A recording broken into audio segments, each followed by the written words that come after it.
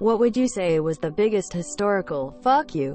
1944 Battle of Arnhemus, 16,000 Nazis versus 740 British soldiers.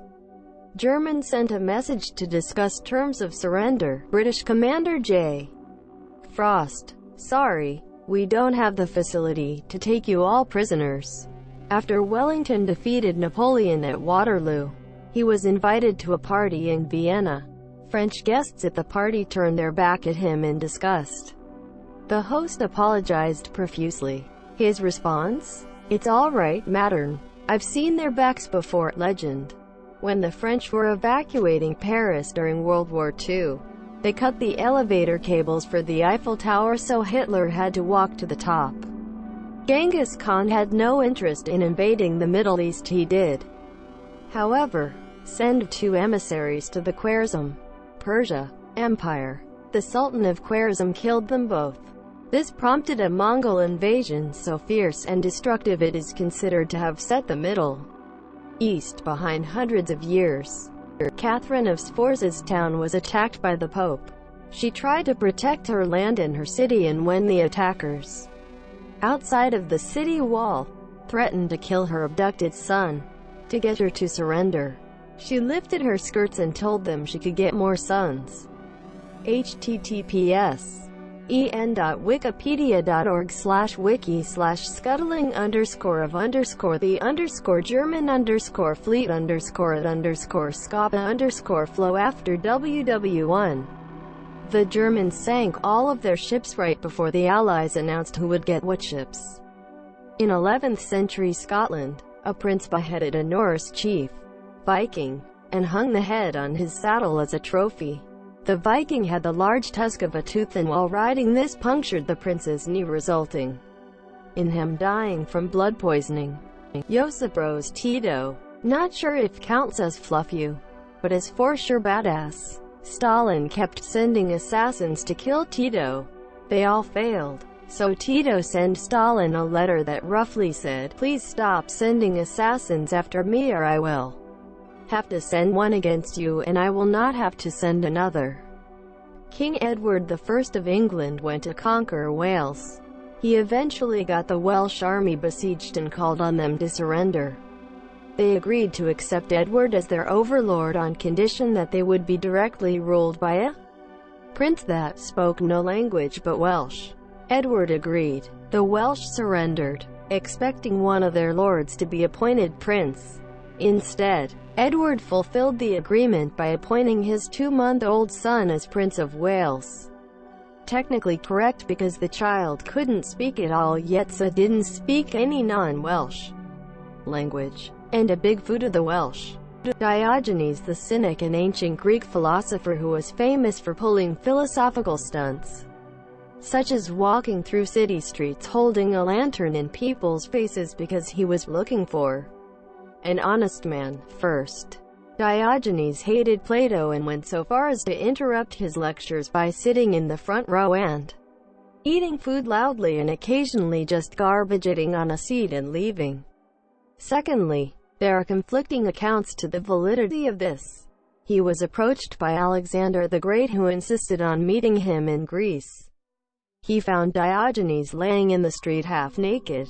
Alexander greeted Diogenes and Diogenes ignored him. Monsieur Alexander asked if he could do anything for Diogenes, who responded by asking him to move 2 steps to the left.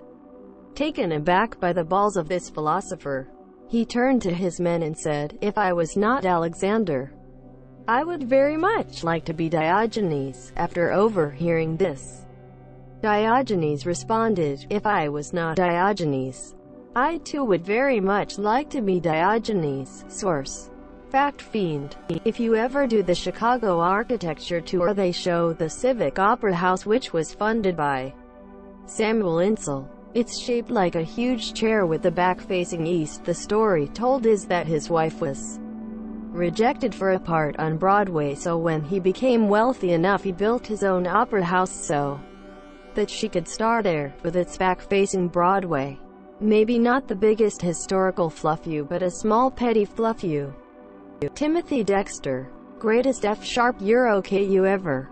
Born poor. Married rich widow. High society butts want to make him poor again, so they convince him to ship coal to Great Britain's largest coal producer. Ship of coal arrives just as a coal strike begins. Profit. High society butts convince him to send bed warmers, mittens and Bibles to the tropics. Bed warmers turn out to be excellent molasses ladles. Mittens are bought by Asians for export to Siberia, and Bibles purchased by missionaries about to leave for Africa. Profit. High society butts convince him to hoard whale bones and send cats to the Caribbean. Whalebone turns out to be main supports for corsets in the islands, paid for cats to counter a massive rat infestation. Profit. Writes a near unintelligible book with no punctuation. When critics pointed it out, he releases a second edition with an entire page of periods, commas, question marks, etc., so that the critics could salt and pepper the text as they pleased. It's now a collector's item this year. During the Battle of Stamford Bridge, between English King Harold Godwinson and Norse King Harald Hardrada, greater than according to Snorri Sturluson, https en.wikipedia.org/wiki/Snorri_Sturluson. Before the battle, a single man rode up alone to Harald Hardrada and Tostig. He gave no name, but spoke to Tostig, offering the return of his earldom if he would turn against Hardrada. Tostig asked what his brother Harold would be willing to give Hardrada for his trouble. The rider replied, 7 feet of English ground, as he is taller than other men. Then he rode back to the Saxon host. Hardrada was impressed by the rider's boldness, and asked Tostig who he was. Tostig replied that the rider was Harold Godwinson himself. Probably not the biggest, but still pretty big, so this lad named King Christian of Denmark walked in, usurped the king of Sweden, and a very traitorous priest crowned him king.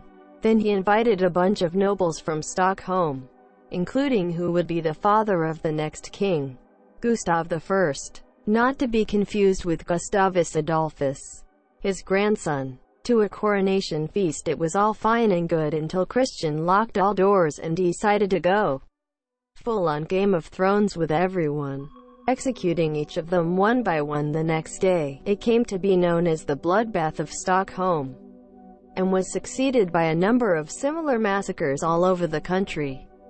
I read that John Paul Jones, when his ship was trapped by an enemy fleet, rode out in the middle of the night into the fleet, identified which was the flagship, painted on the side, to be destroyed by John Paul Jones, and rode away. The next morning, he sailed straight into the middle of the fleet and sank that ship.